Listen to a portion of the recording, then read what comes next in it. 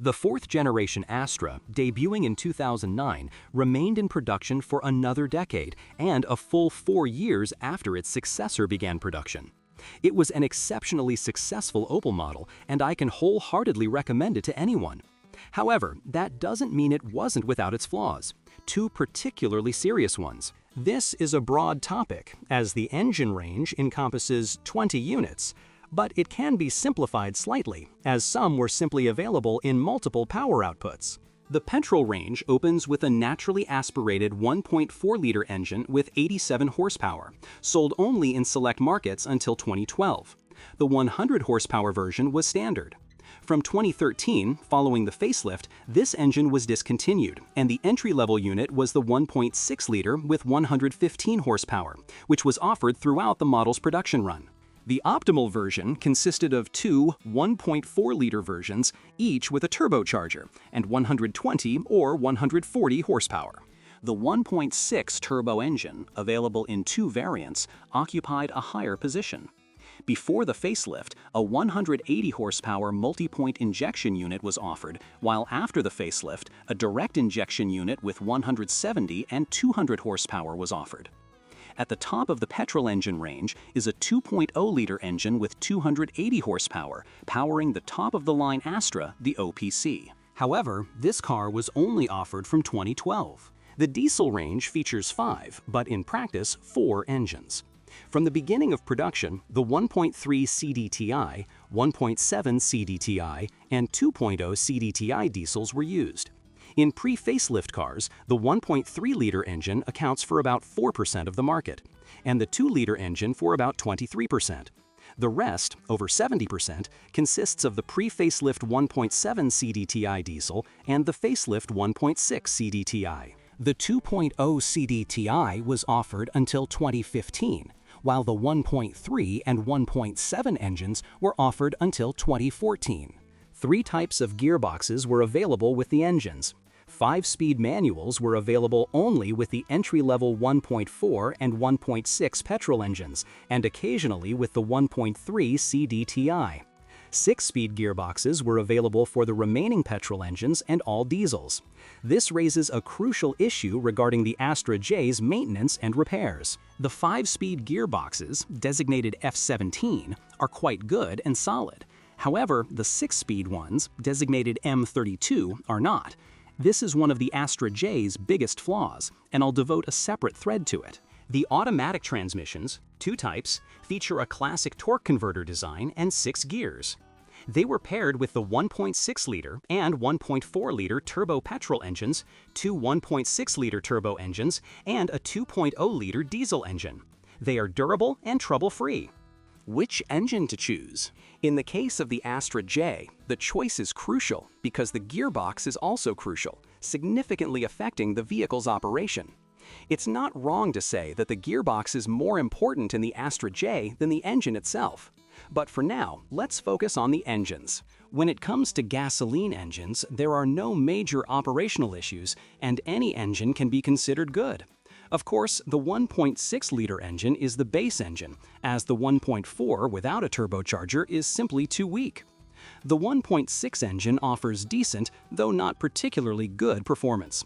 It is also compatible with an LPG system. The same can be said for the better, more dynamic 1.4 turbo. Regardless of the power output, it's simply the right engine for the Astra. The larger 1.6 turbo offers better dynamics but isn't as popular as the 1.4, both in garages and on the aftermarket. Although there's no need to be afraid or reluctant to buy an Astra with this engine if you find a nice one. It's worth noting, however, that only the pre-facelift 1.6 engine was available with indirect injection, enabling the installation of LPG. Direct injection isn't a major hurdle, but it's not necessarily cost-effective. The best LPG-powered engine, however, is the 1.4 turbo or the naturally aspirated version with 100 horsepower. Now for the diesels. The 1.3 engine is a Fiat design, reliable, proven, with minor flaws, but solid.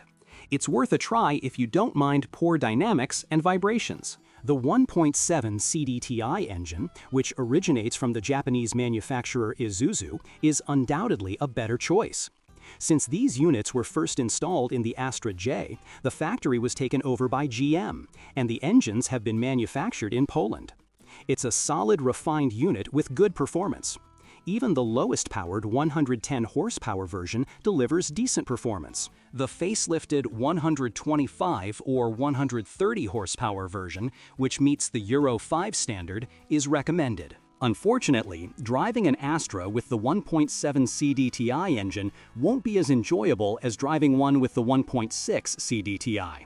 This engine is characterized by relatively poor refinement, weak low end, higher fuel consumption, and poorer dynamics compared to a newer engine with similar power.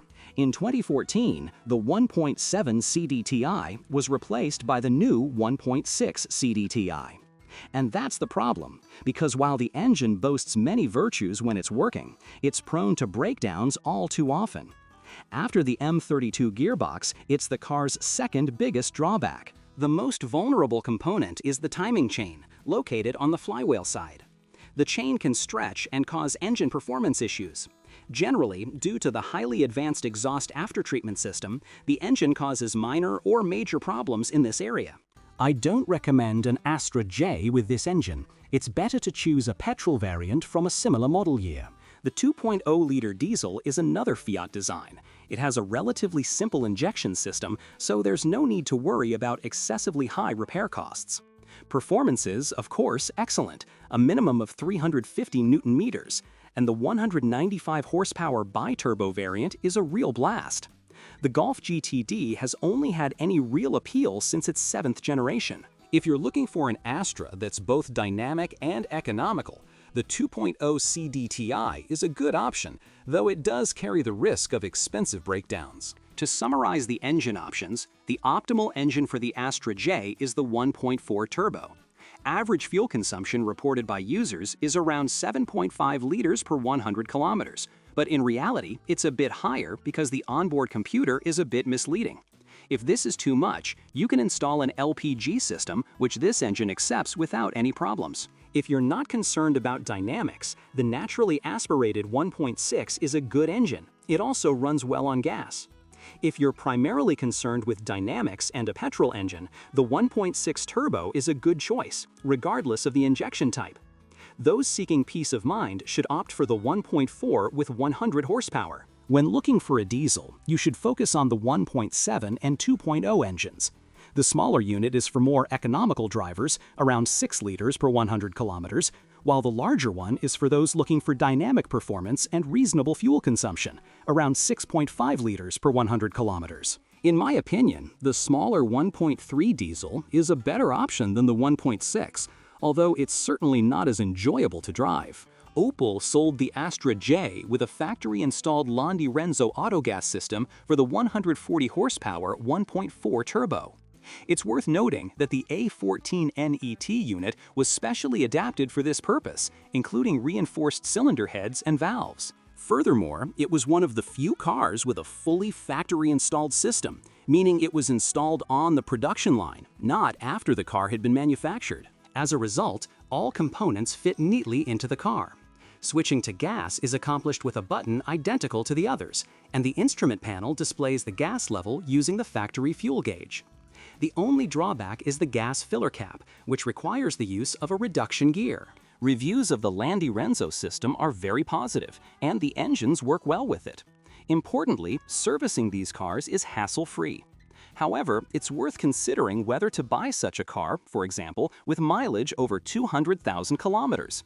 The engine might not be in the best condition, although there's no rule about it. It's certainly better to have one that isn't LPG compatible and doesn't quite fit the Astra. However, when choosing an engine for the Astra J, it's important to consider the gearbox. The 6-speed manual M32 transmission from General Motors is a source of considerable trouble and often costs Euro 4,000 to 6,000 to replace or repair.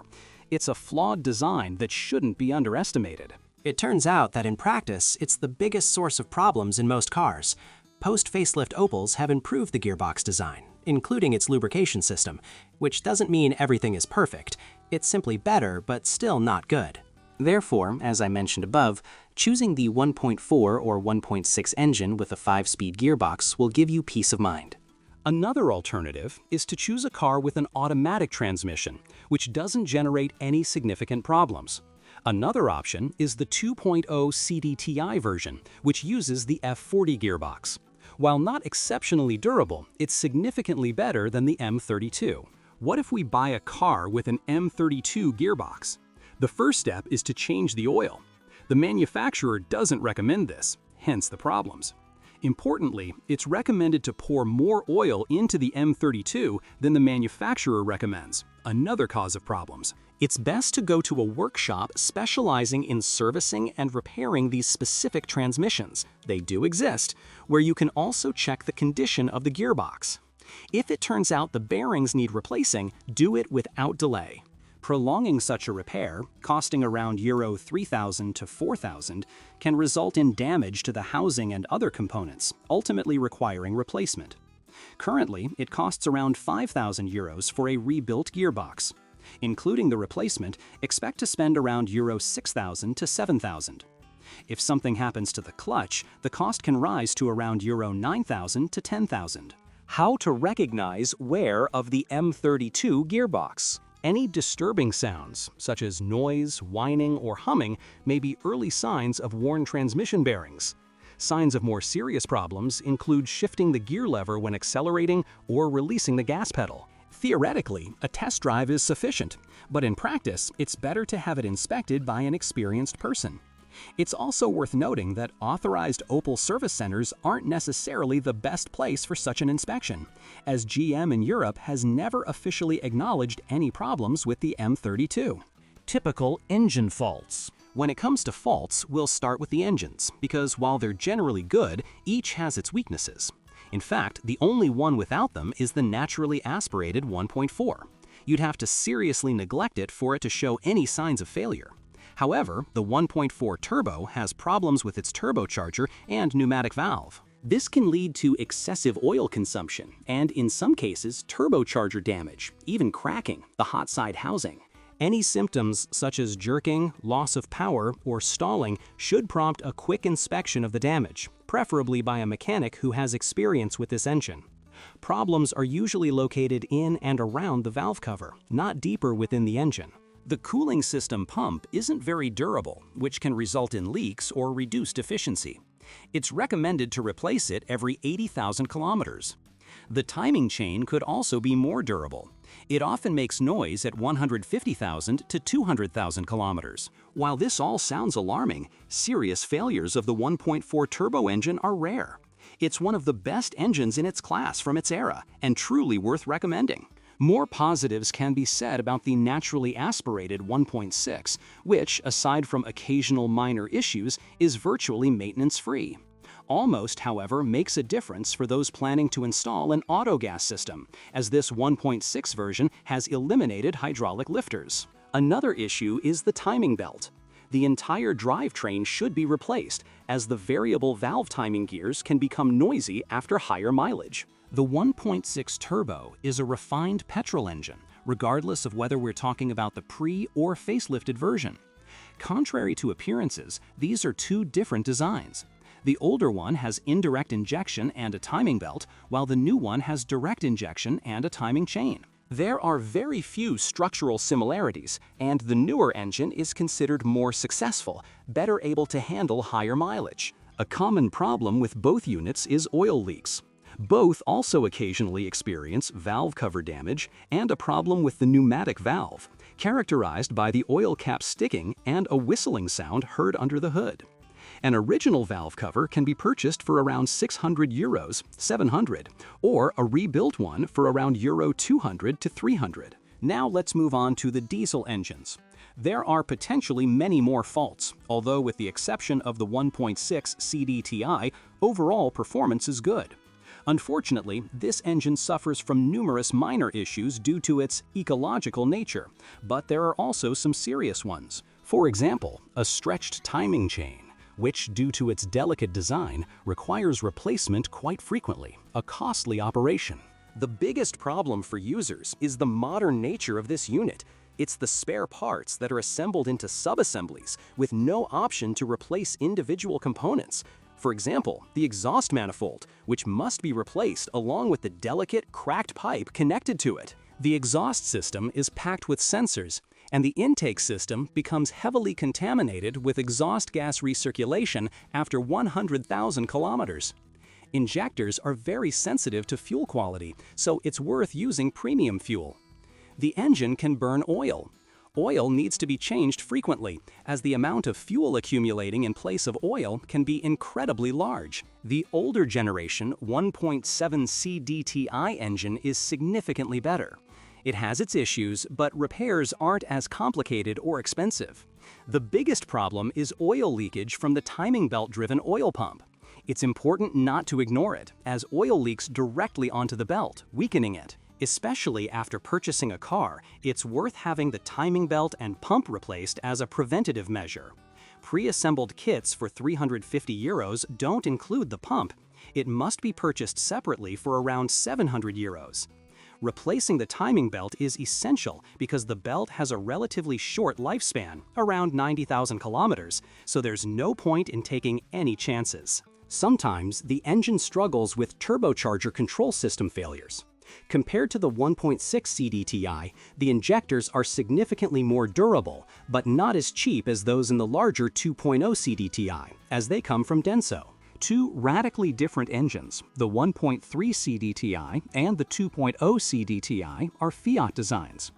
The 2.0 CDTI is potentially the least problematic, as it's not only very durable, but also has good access to relatively inexpensive spare parts. However, to truly appreciate this, you need to understand the dark side of this engine and its environmental impact. The painful truth about this engine is that its biggest problem lies in its aftertreatment system. The DPF filter clogs terribly, and clogging can even lead to engine damage. That's why it's being removed en masse, and it's only after the filter is removed that the engine gains traction in the eyes of users. The second weak point is the swirl flaps located in the manifold, which, working in conjunction with the turbocharger and EGR valve, create air turbulence in the combustion chambers. Unfortunately, the intake system is heavily contaminated with carbon deposits created by the EGR system, leading to flap blockage or even flap breakage, quite common, which can result in engine damage. To eliminate this problem and risk, it's recommended to remove and seal the swirl flaps. After this operation, it's also necessary to disable the EGR valve and DPF filter. Naturally, eco-conscious people are scratching their heads, but don't worry, this is just one of two solutions, the better and cheaper one from an operational perspective. Why am I writing about it? Because it's important to remember that many cars on the market no longer have either swirl flaps or DPF. There's another solution to these problems, significantly more expensive and more environmentally friendly: regular cleaning. After approximately 40,000 to 60,000 kilometers, the manifold should be removed, washed, carbon deposits removed, the flaps checked, and replaced if necessary. It's also recommended to clean the EGR valve and avoid short trips.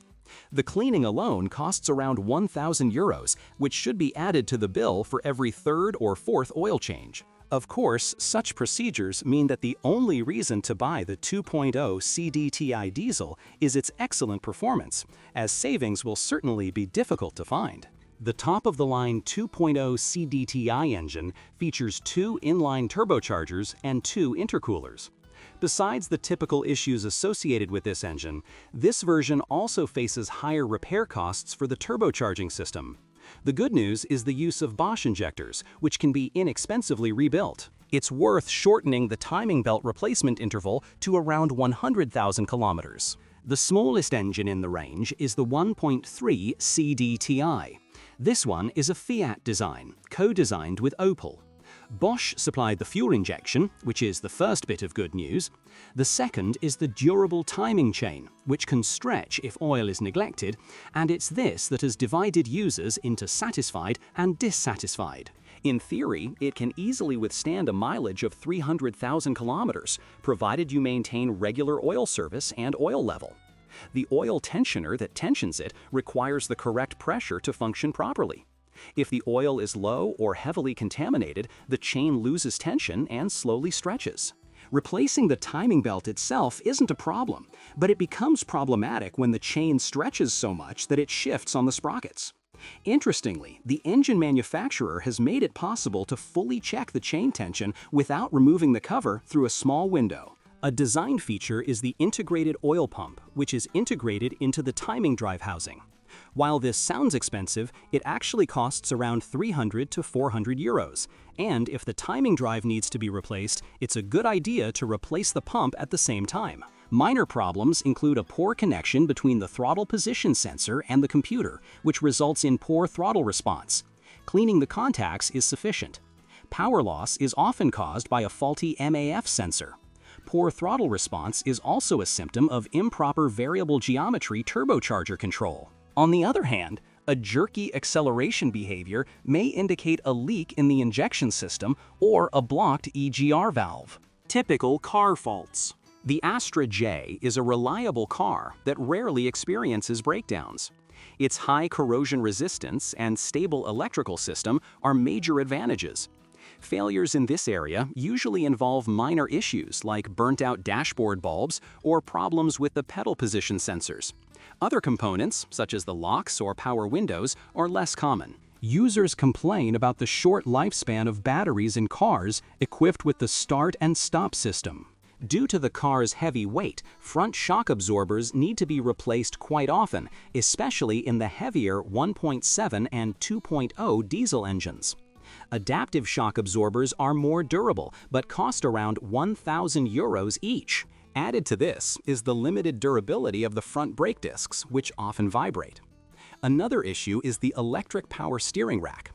After a higher mileage, around 250,000 to 300,000 kilometers, it may need replacing. A new one costs around 3,000 euros, and a rebuilt one costs half that. Operating costs. The Astra requires more frequent suspension and braking system maintenance, and it also burns slightly more fuel than its competitors. Aluminum front wishbones cost Euro 400 to 450 each if you choose a reputable manufacturer. By comparison, a wishbone for a Golf 7 costs half that price, and individual bushings and ball joints can be replaced. Shock absorbers are also more expensive. The good news is that the FlexRide adaptive dampers can be rebuilt or even replaced with standard ones. It's worth noting, however, that the 3-door GTC features a different front axle design. Instead of the classic McPherson strut, it's now a hyper-strut suspension. The damper is separated from the steering knuckle, improving cornering traction and reducing the impact of wheel loads on the steering. The diagrams below show the differences. Another seemingly trivial thing is the tires. The Astra has quite large wheels, so the tires have a higher profile than typical tires. For example, with a base size of 205/60ths R16, you pay around 450 euros for a good quality all-season tire.